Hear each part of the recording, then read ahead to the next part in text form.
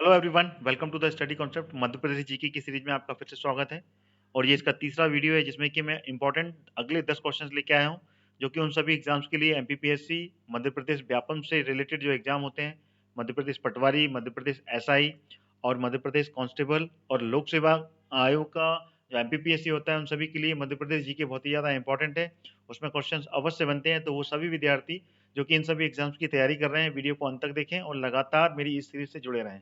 आपको मेरा channel study concept subscribe कर लेना है, जो कि सारे इंपॉर्टेंट क्वेश्चंस में इसमें एमपीजीके के लेके आऊंगा। इसके लिए आपको करना क्या होगा, बेल आइकन को जो नीचे दिया हुआ है इसको क्लिक करते हुए आप मेरा चैनल को सब्सक्राइब कर लें, जिससे कि सारे वीडियो के नोटिफिकेशन आपको मिलेंगे और एक भी वीडियो आपसे मिस नहीं होगा।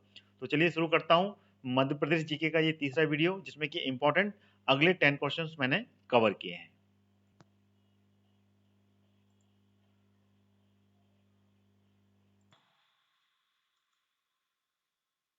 शुरू करने से पहले मैं आपको बताना चाहता हूँ अनअकैडमी के बारे में। India's largest learning platform, subscribe now Unacademy, जिसमें कि आप सभी एग्जाम्स की तैयारी कर सकते हैं मेरे लिए। और सब्सक्राइब करने के लिए आपको मेरा कोड हरदयाल कुशवाहा यूज़ करना है, जिससे कि आपको सीधे 10% का डिस्काउंट मिलेगा। अनअकैडमी पे इससे पहले कि प्राइस हाइक हो, तुरंत आप सब्सक्राइब करें और ऐसा मौका आपके हाथ से नहीं जाने देना चाहिए, क्योंकि अभी आने वाले समय में अनअकैडमी अपने सभी कोर्सेज की फीस हाइक करने वाला है। तो 10% के डिस्काउंट के साथ में मेरा रेफरल कोड यूज़ कीजिए और इसमें आप सीधे 10% के डिस्काउंट के साथ में प्लस में सब्सक्रिप्शन कर लीजिए। फ्री वर्सेस प्लस, फ्री में आपको लिमिटेड सिलेबस मिलता है, वहीं वहाँ पर प्लस में ही आपको complete syllabus, unlimited mock test, PDF notes और dedicated doubt clearing sessions, mock test और साथ में 2000 से ज़्यादा प्रैक्टिस क्वेश्चन सेट मिलते हैं। ये डिफरेंस है फ्री और प्लस में। बेनिफिट क्या होता है सब्सक्रिप्शन का? Learn from your favourite teacher through the live classes, structure learning, different courses होते हैं, डेडिकेटेड डाउट क्लियरिंग सेशंस होते हैं, पोल कमेंट्स कुछ भी किया जाता है साथ में, और अनलिमिटेड एक्सेस मिलता है सभी एजुकेटर्स का सिंगल सब्सक्रिप्शन में, जिसमें कि एक कैटेगरी में आप एक्सेस कर सकते हैं। और साथ ही साथ यहाँ पे आप डाउनलोड कर सकते हैं वीडियो को और ऑफलाइन मोड में देख सकते हैं। साथ ही साथ यहाँ पर पीडीएफ नोट्स भी आप डाउनलोड करके रिवीजन कर सकते हैं।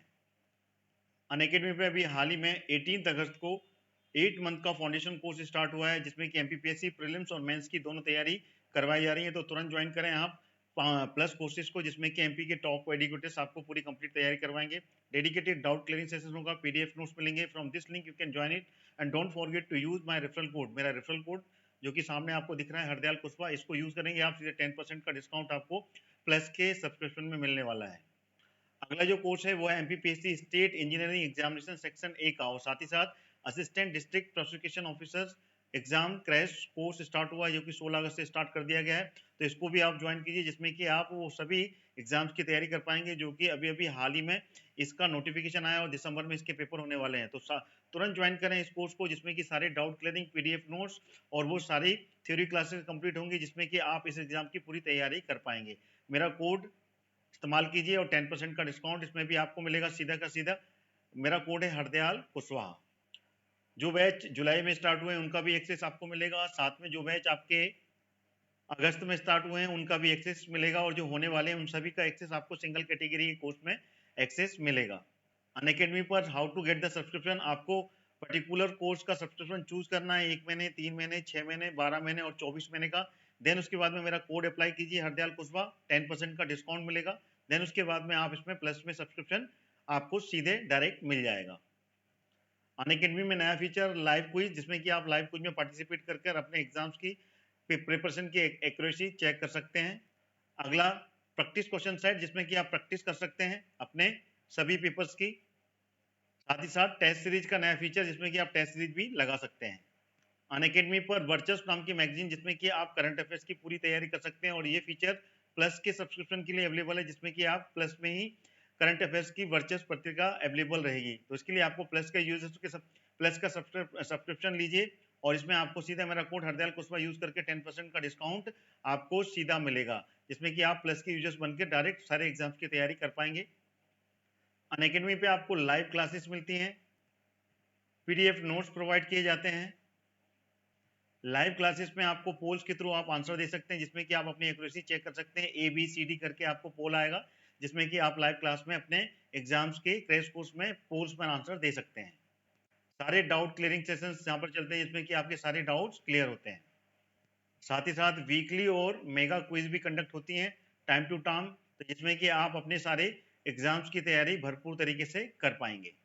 तो सब्सक्राइब कीजिए नाउ एंड क्रैक करने के लिए तैयार हो जाइए एमपीपीएससी और पापम्स के सभी एग्जाम। So let's crack it and don't forget to use my referral code Hardayal Kushwaha, जिसमें कि आपको सारे कोर्सेज में 10% का डिस्काउंट आपको सीधा मिलेगा। मेरा रेफरल कोड हरदयाल कुशवाहा जैसे आप लगाएंगे। सो let's crack it with the Unacademy. चलिए पहला प्रश्न आ गया आपको मध्य प्रदेश जीके का।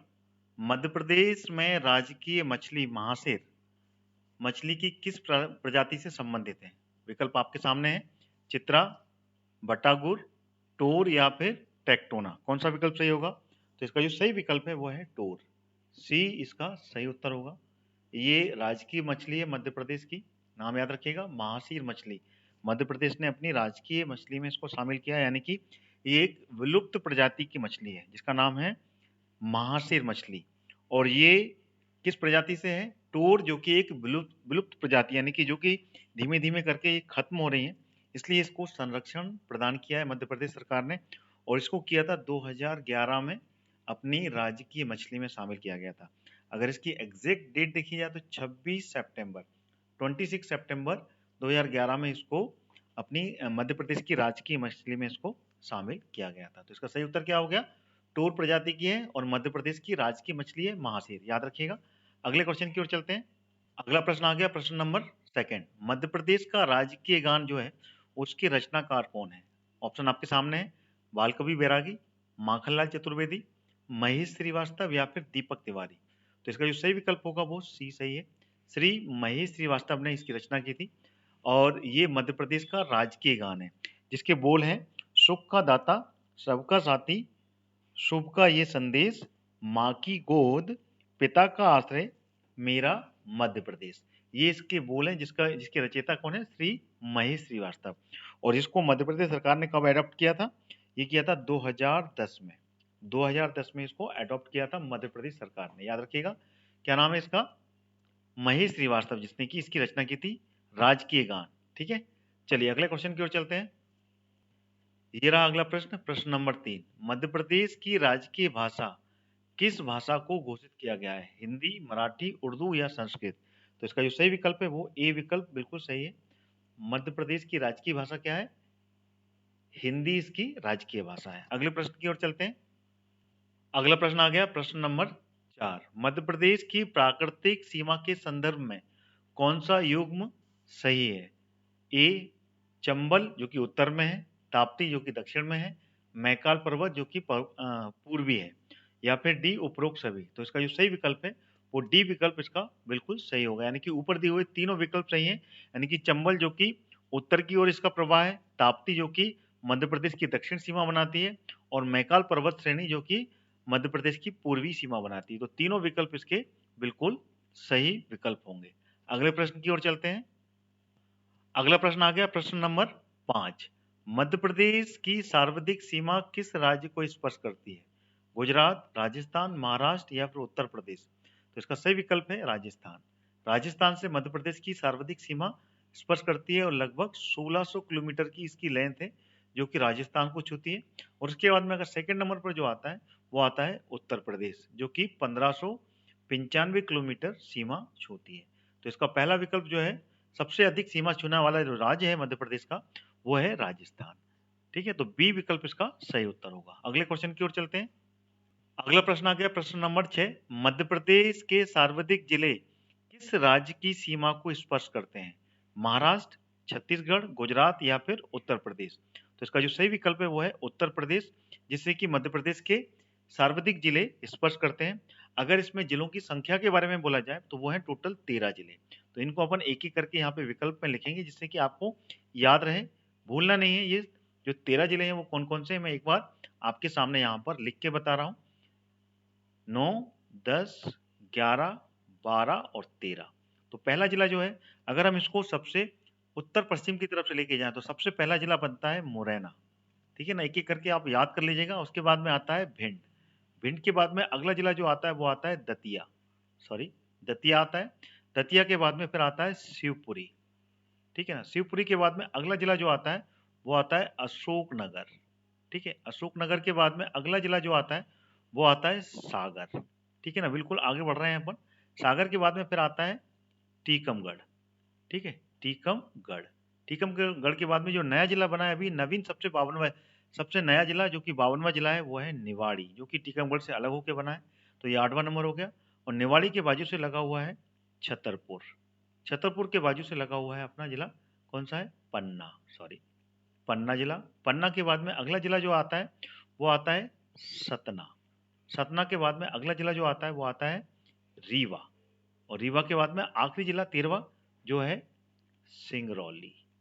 ठीक है ना, इस तरीके से ये 13 जिले हो गए, इनको आपको याद रख लीजिएगा, जो कि उत्तर प्रदेश से अपनी सीमा बनाते हैं। चलिए अगले प्रश्न की ओर चलते हैं। क्वेश्चन नंबर 7 ये रहा आपके सामने। मध्य प्रदेश के किस गांव को भारत का भौगोलिक केंद्र कहा जाता है? कौन सा विकल्प सही है? करौंदी, बागली, आमला या फिर हिनौता? तो इसका सही विकल्प है ए, करौंदी जो है मध्य प्रदेश का एक ऐसा गांव है जो कि कहां पर है, कटनी में है। ध्यान रखिएगा, कटनी में स्थित है। और ये भारत का भौगोलिक केंद्र यानी कि सेंटर पॉइंट कहा जाता है। ये भारत का सेंटर पॉइंट है यानी कि केंद्र बिंदु। ठीक है, तो this is the correct answer, Karaundi, जो कि कटनी जिले में स्थित है। चलिए अगले प्रश्न की ओर चलते हैं, प्रश्न नंबर 8। अगला प्रश्न आ गया, प्रश्न नंबर 8 ये रहा। मध्य प्रदेश में ब्रिटिश शासन के समय में सर्वप्रथम आधिपत्य कब स्थापित हुआ था? 11 दिसंबर 1853, 13 मार्च 1854, 1 फरवरी 1855 या फिर 13 दिसंबर 1826? तो इसका जो सही विकल्प है वो ए विकल्प बिल्कुल सही होगा, इसको याद कर लीजिएगा आप। 11 दिसंबर 1853 को सबसे पहले मध्य प्रदेश में ब्रिटिश शासन के समय में आधिपत्य जमा लिया था। और सबसे पहली प्रेसिडेंसी, ध्यान रखिएगा, सबसे पहली प्रेसिडेंसी यहाँ पर बनाई गई थी। कहाँ पर बनाई गई थी? ये मध्य प्रदेश के नागपुर में, जो कि नागपुर उस समय मध्य प्रदेश का मध्य प्रांत का हिस्सा हुआ करता था। और ये इसकी राजधानी बाद में बनी। तो नागपुर को सबसे पहले प्रेसिडेंसी बनाकर अपने आधिपत्य में लिया गया था। और इस समय यहाँ पर भोसले, ध्यान रखिएगा, भोसले शासक का शासन था। किसका? भोसले, जो कि मराठा शासक थे। ठीक है ना, भोसले का शासक था जिसका कि नाम था राघोजी। क्या नाम था? राघोजी तृतीय। राघोजी तृतीय यहाँ पर शासन किया करते थे। ठीक है, तो इसका विकल्प सही क्या होगा? ए इज द करेक्ट आंसर। अगले प्रश्न की जो ओर चलते हैं। मेरी वीडियो आपको कैसा लग रहा है, क्वेश्चंस कैसे लग रहे हैं, कमेंट करके बताएं। और अगर आपको वीडियो और प्रश्न अच्छे लग रहे हैं मध्य प्रदेश के, तो वीडियो को लाइक और शेयर करना ना भूलें। अगला प्रश्न आ गया, प्रश्न नंबर 9। स्वतंत्रता पूर्व सेंट्रल प्रोविंस, जिसको बोलते हैं केंद्रीय व्यापक प्रांत, का गठन कब किया गया था? यानी कि स्वतंत्रता से पहले की बात है ये। 2 अक्टूबर 1861, 2 नवंबर 1861, 2 दिसंबर 1861 या फिर 2 सितंबर 1861 को? तो इसका जो सही विकल्प है वो भी विकल्प बिल्कुल सही होगा, इसको याद कर लीजिएगा। 2 नवंबर 1861 को सबसे पहले, ठीक है ना, केंद्रीय व्यापक प्रांत या फिर पूर्व सेंट्रल, ये सेंट्रल प्रोविंस बोलते हैं। स्वतंत्रता से पूर्व की बात है, उसका नाम था सेंट्रल प्रोविंस, इंग्लिश में बोला जाता था। तो इसका गठन किया गया था। और इसको जो सेंट्रल पॉइंट बनाया गया था, इसका केंद्रीय क्षेत्र बनाया गया था, वो नागपुर को बनाया गया था। ठीक है ना, नागपुर इसकी राजधानी थी। और ये स्वतंत्रता से पूर्व यानी कि ब्रिटिश काल के दौरान में इसका गठन किया गया था।